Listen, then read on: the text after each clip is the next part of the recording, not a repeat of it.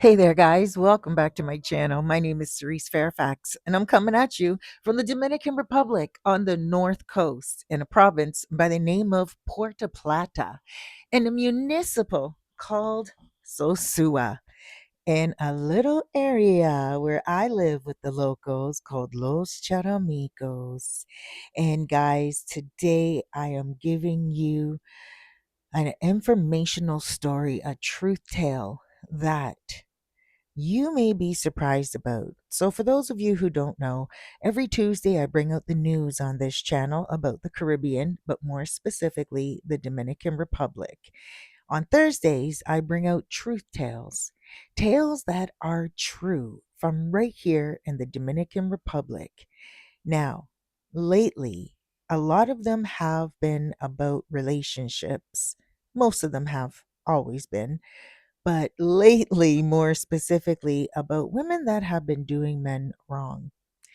Now, I don't target any group of people, I just bring out the stories that are coming in. And it just seems like men are opening up more and more these days. And I go with it. I appreciate the stories, but this story alarms me, to be honest with you, and I don't judge. All I do is listen. But this guy asked me what my thoughts were before I posted this story, and I told him that I was a little alarmed and that he should proceed with caution. And so he was like, "Okay, you know what? I just want to hear what your viewers have to say." So, as you guys always do, I'm looking forward to you guys in the comments. Give them your honest advice. I mean, hey, look, I might just be worrying. Maybe the mom in me is just, feeling a little protective. But the human in me, I think, is using logic. So without any further ado, let's get into today's truth tale. We're going to choose names to hide the people's identity like we always do. And I know a lot of you guys like to know the names, you want to see the photos, but that's not what this channel is all about. We're confidential. We don't want to expose people. We just want to bring their stories to light to help you, give you a cautionary tale, or give you something to listen to when you're just cool maxing and relaxing. So the names we're going to use is Hector and Elizabeth. Now, Elizabeth, she is a Dominican Haitian woman. Her parents are, so her father is Haitian, but he's been here for many, many, many, many years. He was almost born here pretty much, and his mom is Dominican. They're from the countryside, and they met because her dad used to work for her mother's father. So eventually they fell in love and they had Elizabeth. Now, Elizabeth, she also was born in the countryside. She went to school in Santiago and she never thought that she would meet a foreigner. She was always really shy, quiet, down to earth. She went to school for sciences, chemistry, stuff of this nature, and also to be a pharmacist. So she was in school doing very well, and she did become a pharmacist. And she was working, doing very good in her career.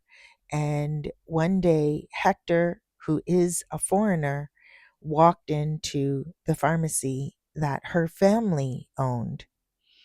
Now, as soon as she saw him, she was like, "Oh, wow, what's a foreigner doing in this area?"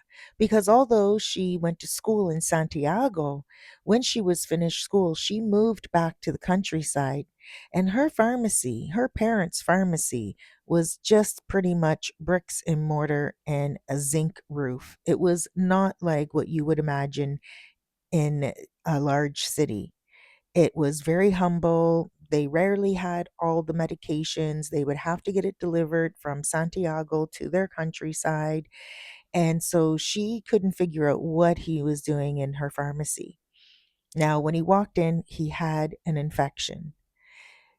He had cut his hand. He's the type of guy that liked to take his motorcycle all around the country. And he would rent an Airbnb from each town to each town to each town. Now, at this time, he had cut himself along his trails.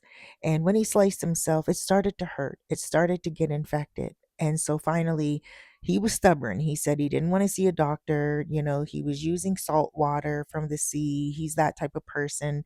And he was like, you know what? Finally, he just wanted to pull over and he just wanted to ask a pharmacist if they had something. So she looked at it and she was like, ooh, that's like very swollen and it doesn't look good. She said, you know what?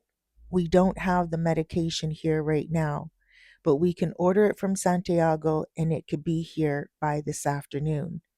And he said, oh, you know what? No worries. I'm just passing through. Um, do you have a place that maybe I can stay in for a couple of hours sleep or maybe even for the night, like an Airbnb somewhere around here? He told her that what his trails were like, and he didn't even really see that place where they were at on the map. He said that he was just, kind of stumbled upon it. And truth be told, he looked at her and thought, wow, this woman is beautiful. And the way that she was speaking to him. Now, Hector, he is not Dominican, but he is Latino. He is not from the Dominican Republic, he's from Puerto Rico. So he was able to speak Spanish to her. And he thought, wow, she's so beautiful. He looked on her hand. She did not have a ring on. He was smitten. So, obviously he was asking if there was a place to stay so he could get to know her a little bit better, which he did throughout that day because they were waiting for the medication and the town was dead. No one was going in and out of the pharmacy. And she was just really reading a book anyway before he arrived. So they ended up striking up a conversation and chit-chatting and then finally the person that was bringing in the medicine arrived and she said to him, well, I didn't even find you an apartment to stay in for the night. We ended up talking so much, and the medicine arrived sooner than I thought, so I guess you'll be on your way. And he said, no, I'm still going to stay here for the night. I would love to take you out for dinner tonight. If that's possible, I can take you into town if you don't mind coming on the back of my motorcycle. Or if you want, maybe you can make a meal for me if you don't have a family. And she said, oh, I do have family. I live with my father and my mother. And I have a niece, but you're more than welcome to stay at our place. It's not like an Airbnb, but you can stay with us. So he did that. And guys, he stayed with her for an entire month. Believe it or not, everything came to a halt. And he stayed with her for a month. Now, the internet was good where they were, so he was able to do his business online, and he had no desire to leave. It got to the point where he felt like, wow, he is, going to start looking for a place in Santiago so Elizabeth and him can be together. And he mentioned this to her, and she said, okay, but, she needed to still help her family. She didn't know how that was going to work. And he said, well, you're a woman. Maybe it's time to leave your family. Maybe it's time for your mom to go back in and start working in the pharmacy. And she said, well, my mom just doesn't want to work any longer. And I don't mind working in the pharmacy. So he said, all right, you know what we'll do? We will build our own house on your parents' land. It doesn't need to be an amazing home. It doesn't need to be anything grand. And you know what he did? He ordered from Asia a prefabricated home. Pretty cool, right? And they reinforced it here. And they put it up, they reinforced it, they made it look really good. And he even ordered one afterwards for her parents. And it was great. So they were doing really well. After about a year and a half, she was pregnant. And they weren't married yet. but he was still working online. He didn't even go back to the United States. He was just working online and making it work, and he was really enjoying his life. He enjoyed her family as well. Now, they got so they were so happy that some of his friends started to visit him. And his best buddy arrived, and his best buddy actually fell in love with Elizabeth's cousin. So now it's sounding like one big family, right? All right. So he took Elizabeth's cousin outside of the countryside and he moved her to Santo Domingo. Now, this town just sounds like it's loaded with cousins and women. And it really was. A lot of women, a lot of young women. A lot of them were born around the same time. Elizabeth had a lot of family. And so, Hector, he was like, wow, like always talking to his work buddies. And one after the other, his work buddies would show right up into the town and they would all find a woman and leave. These women were gorgeous and they were countryside women, so they were well maintained, hardworking women, beautiful features, and very humble. So these friends were finding really good women, and these guys were all like Hector, computer programmers and developers, app developers. That's what his job was. That's why he could work online. So now one day, one of his buddies came and his buddy wanted him to go visit down in Santiago. Now, whenever he went to Santiago, it was literally just a few hours in and a few hours back out. And it was a good 2 years since he went out and kicked his feet up and had a good drink or two with his buddies. It was just something he wasn't doing any longer. He became a dad, he became a husband, he became a homebody. And so his friends were like, man, come into town. You got to come and enjoy life. And so he decided he was going to do that.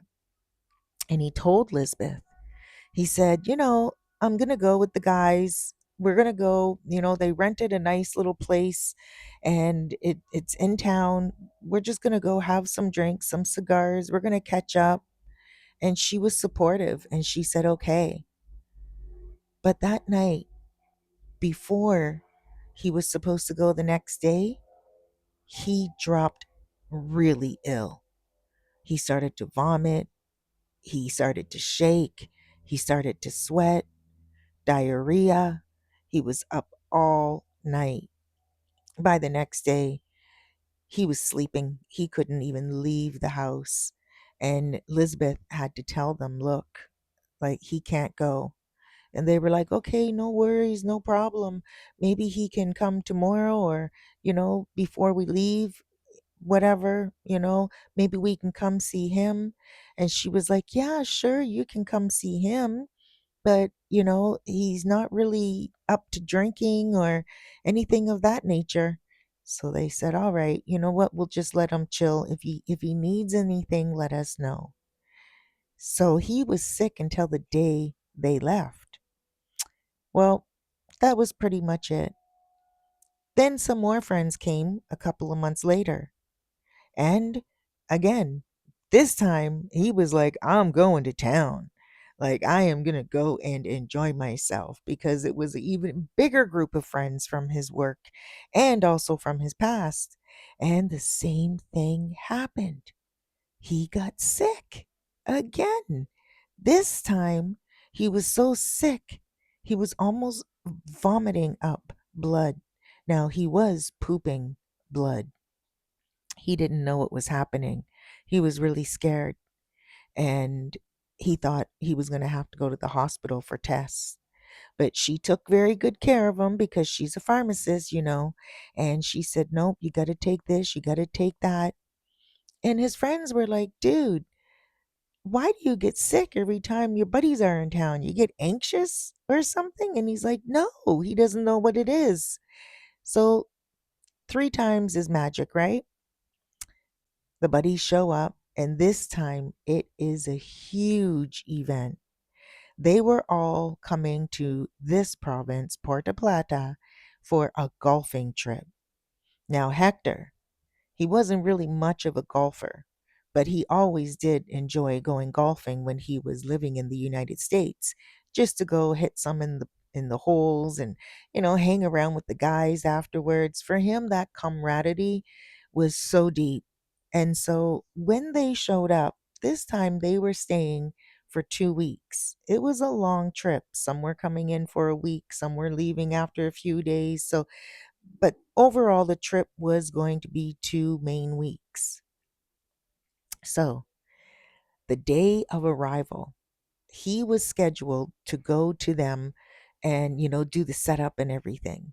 And like clockwork, he got sick.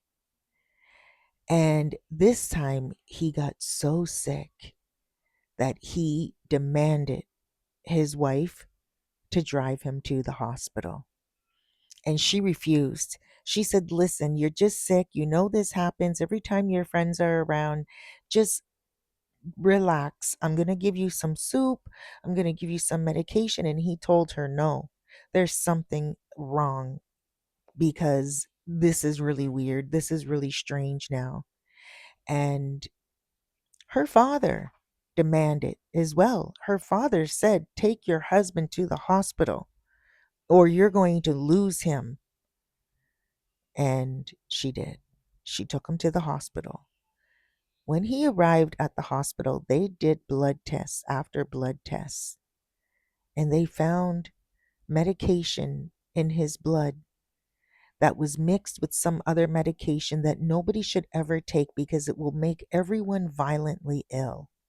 Now, he didn't tell me what medication it was. He just said that it was two medications that that go against, that conflict each other and makes people very sick. And they asked him, they said, like, "What doctor are you seeing that would give you these medications? Because these medications can only be prescribed by a doctor. And you need a prescription for that in the Dominican Republic," which is also very strange because in the Dominican Republic, there are a lot of medications that you can buy over the counter here. Ivermectin, for instance, a lot of different types of um, like painkillers.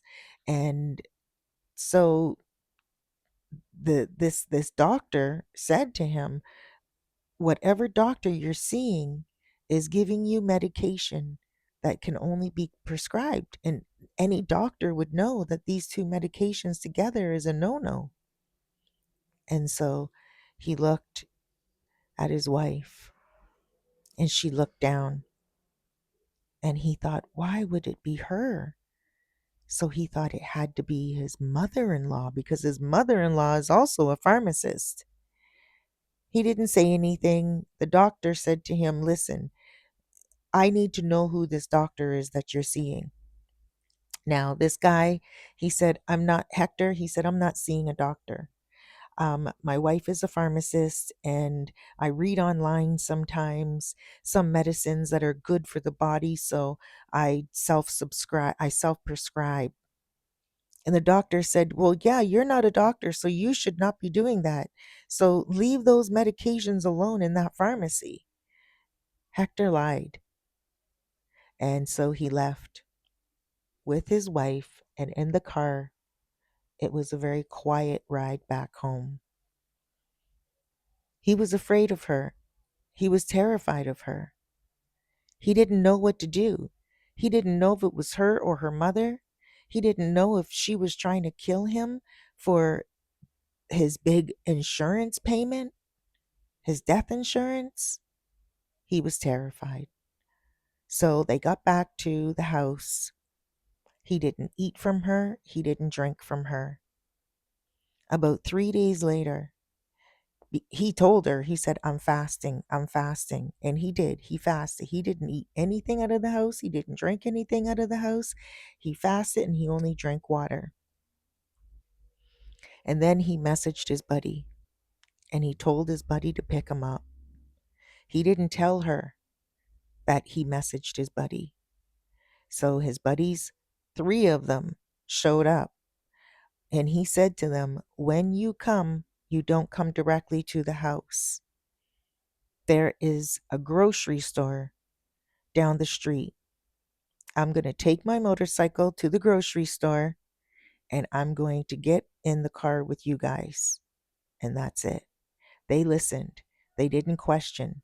He got to the grocery store, he got into the car, and he explained everything to them. And they were like, "Man, do you think she was poisoning you?" It had to be the mother-in-law. Like what's going on? And he couldn't figure anything out. So he came to Puerto Plata. He felt great. He was able to drink a few beers. He was able to smoke a few cigars. He felt like, back to his old self again. But he couldn't stop thinking about his wife, and he knew that he was going to have to get back. His wife was calling him nonstop, and he wasn't answering. She left him a couple of messages. Just tell me you're okay. Your motorcycle was found at the grocery store. Please just let me know you're alive. You're all right. So finally, the day before the 2-week trip was done, he messaged her and he told her he was on his way home, but he's bringing friends with him because he's packing his stuff and he's leaving. And he just wants them to protect him because he knows someone in her house has been poisoning him, either her mother or her. They're the only two pharmacists, and they're the only two that cook. And she didn't want her mom to be blamed because he also said he was going to call the police and start an investigation. And she admitted to it. She said it was her. And you want to know why she was poisoning him? Because she didn't want him to go out with his friends. She was afraid to lose the man that she loved so dearly, so deeply, so desperately. She was afraid that if he went out to the town and met those women in town, like in Santiago, Puerto Plata, that he would meet someone who is more modern, more fresh, more beautiful, more young, more willing to do activities in the bedroom that she may not have been able to do with him. And she said this to him. And he was like, "Are you crazy? I would never leave you for any of those women anywhere around the world. I love you. I gave my life up for you. I adore you. But when my friends are in town, I want to go be with them as well." And this is where it seems alarming to me. He's staying with her. And I believe in working things out in a relationship. I believe in sticking with someone, but I just don't, it doesn't feel good to know that she was poisoning him. And how close to death was he? What if next time that happens and he dies? I don't know. He told me that he doesn't feel comfortable eating from her. So, when she brings the food, he tells her to eat some first, like, how royalty does it back in the day. And that's what he said. He's like, when she brings food to me, I tell her, take a spoonful first, eat first. When she brings something for me to drink, I tell her, drink it first. But he said he understands that's not the life he wants to live, but he loves her so much that he also doesn't want to leave her. So in the comments, guys, tell me what you think. What would you do? I don't know. I don't know. I find it quite interesting. But let me know what you guys would do. By the way, this is a view from my balcony. And not only that, again, my name is Cerise Fairfax. I'm coming at you from the Dominican Republic. If you have any questions about moving here, visiting here, long term, short term, if you want to get yourself a budget friendly apartment or a beautiful luxury apartment, just let me know. I can help you out with that. And not only that, Make sure that you let me know if you need any information. I have a great network system going on here. So look at my other apartment videos and on real estate and rentals. And hey, I also do consultations, 30 minutes or an hour. We can talk about your budget. We can talk about your comments, your concerns, your plans, and I can tell you what you can get with your budget in what area. All right, guys, huge hugs, loads of love, big blessings. Please do me two favors. One, be good to yourself out there. You deserve it. And remember, tomorrow's not promised, so make the best of today. I look forward to for you to subscribe to my channel. That was a tongue twister. I look forward to you subscribing to my channel. There we go. And liking this video. Remember, every Tuesday I bring out the news, and every Thursday I bring out a truth tale. And then sometimes I'll bring out a truth tale, a story time in between the week as well. Alrighty, bye. See you in the next video.